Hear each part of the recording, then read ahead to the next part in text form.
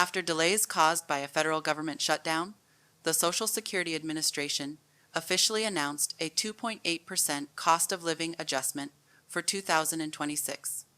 This adjustment, based on inflation data from the Consumer Price Index, CPI, ensures benefits keep pace with rising living costs.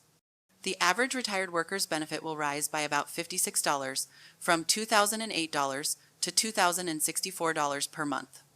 The increase also applies to Social Security Disability Insurance, SSDI, Supplemental Security Income, SSI, Medicare, and SNAP benefits.